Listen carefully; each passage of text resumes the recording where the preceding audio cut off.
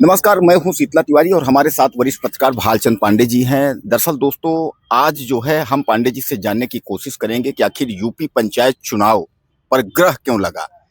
यानी कि उत्तर प्रदेश का पंचायत चुनाव जो है अब कुछ आस जो है दिख रहा है। लोग यह कह रहे हैं कि उत्तर प्रदेश पंचायत चुनाव जो है वह जुलाई में होगा, कोई कहता है जून में होगा, कोई कहता है अगस्त में होगा, कोई कहता है नहीं होगा, विधानसभा चुनाव के बाद में होगा। तो आज पांडे जी से हम जानने की कोशिश करेंगे कि आखिर पांडे जी उत्तर प्रदेश क्या पंचायत चुनाव पर कुछ सिग्नल जो है लग रहा है, हरी झंडी कुछ मिल रही है। पांडे जी क्या लगता है आपको? तिवारी जी देखिए, अब गवर्नमेंट के निर्णय से कुछ आस जगी है कि चुनाव हो सकता है सितंबर तक संपन्न कराया जा सकता है, क्योंकि सरकार द्वारा पिछड़ा आयोग की संस्तुति कर दी गई है। तो अब लग रहा है कि जो परिसीमन होगा, जो सीटों का आरक्षण, जो सीटों का होता है बंटवारा, वो इस आयोग के गठन के बाद से लग रहा है कि जल्दी हो जाएगा।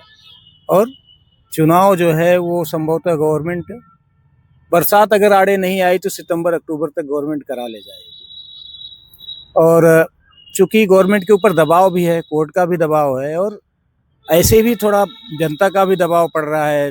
प्रधानों का या जिला पंचायत सदस्यों का कार्यकाल सबका खत्म हो रहा है।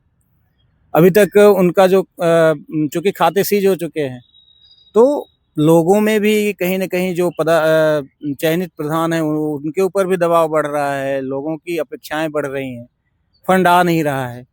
ये गवर्नमेंट को कहीं ना कहीं टारगेट कर रहा है। तो गवर्नमेंट भी चाहती है कि नहीं, जल्दी से जल्दी चुनाव कराया जाए। उसी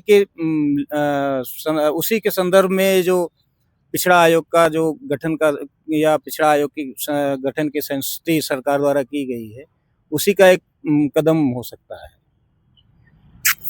तो दोस्तों, कुल मिलाकर के आप समझिए पांडे जी यह कह रहे हैं कि अब हरी झंडी मिल गई है, और पांडे जी ने यह भी कहा कि सितंबर तक ये कह रहे हैं। हालांकि कुछ लोग जुलाई कह रहे हैं, लेकिन पांडे जी का यह कहना है कि सितंबर तक चुनाव हो सकता है।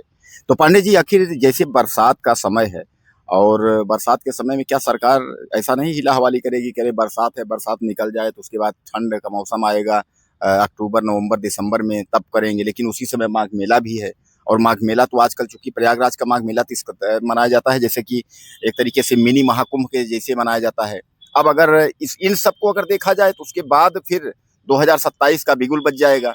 तो क्या लगता है कि कहीं ऐसा तो नहीं है कि सरकार जो है वो हीला हवाली करके और यह आरक्षण का बहाना करके, यह सब करके उसके बाद चुनाव टालना चाहती हो कि भाई फिर समय नहीं रहेगा, कह देंगे कि भाई अब समय नहीं है। क्या लगता है आपको? नहीं देखिए, गवर्नमेंट अब हिला हवाली करने के मूड में नहीं है, और चूंकि गवर्नमेंट के ऊपर दबाव भी है चुनाव कराने का। हिला हवाली करना भी चाहे तो शायद ना कर पाएगी, क्योंकि 27 का असेंबली चुनाव भी है। तो ऐसा है कि गवर्नमेंट असेंबली चुनाव के पहले ही पंचायत चुनाव संपन्न कराने का प्रयास करेगी, क्योंकि देखिए अभी जो 5 राज्यों के चुनाव हुए हैं उसमें बीजेपी को काफ़ी सफलता मिली है। तो उसका भी कहीं ना कहीं पंचायत चुनाव के माध्यम से गवर्नमेंट फायदा उठाना चाहेगी 27 में। अगर पंचायत चुनाव अच्छा चला गया तो इसका परिणाम जो है वो पक्ष में जाएगा ही जाएगा। अगर नहीं भी जाता तो तैयारी करने का गवर्नमेंट के पास समय मिल जाएगा कि कहाँ कमी रह गई, या किन कमियों को कैसे दूर किया जाए। क्योंकि अगर सितंबर में चुनाव करा लिया जाता फिर भी 6 महीने का समय इनके पास बचता है। तो गवर्नमेंट की मंशा कहीं ना कहीं ये भी है कि एक तरह से सेमीफाइनल के रूप में देखा जाए, कमियां अपनी खोजी जाए कहाँ हैं, उसके बाद उसी पर ये काम कर सकते हैं। इस निर्णय या इस पद्धति से काम करके आगे बढ़ सकते हैं।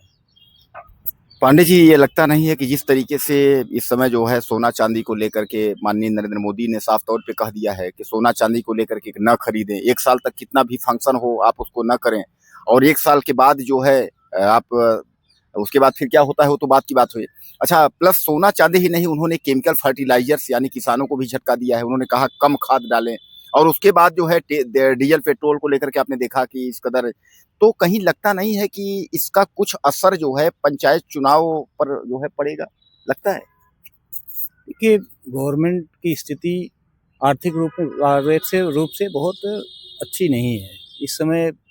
गवर्नमेंट के जो लिए गए निर्णय हैं, या फिर मोदी द्वारा दिए गए भाषण हैं, उनसे तो यही लगता है कि भारत की जो अर्थव्यवस्था है बड़ी अच्छी स्थिति में नहीं है।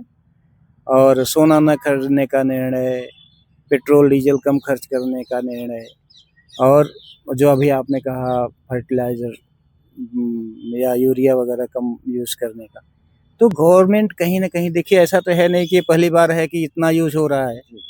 यही मोदी हैं कभी जो है सोना या फिर सोना को जो है महिलाओं के सुहाग से जोड़ के प्रचारित करते हैं।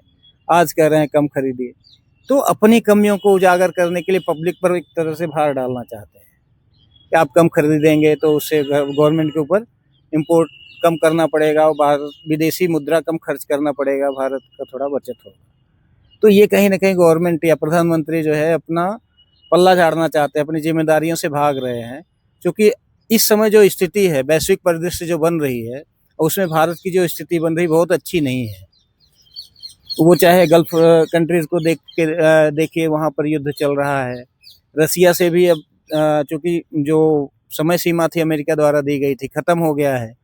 तो कहीं न कहीं दबाव जो है गवर्नमेंट पर है और उसमें अगर सोना-चांदी भी इसी मात्रा में खरीदते रहे तो जो भारत का विदेशी मुद्रा भंडार है वो कम होगा और ये जो भारत के ऊपर बोझ है वो और भी बढ़ेगा।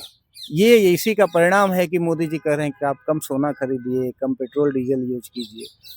जबकि हकीकत तो ये है कि आज अभी भी लोगों के पास क्रय क्षमता सोना की कम हुई है। इसी स्थिति में अगर फिर से अपील करी जा रही तो कहीं न कहीं ये ठीक नहीं है।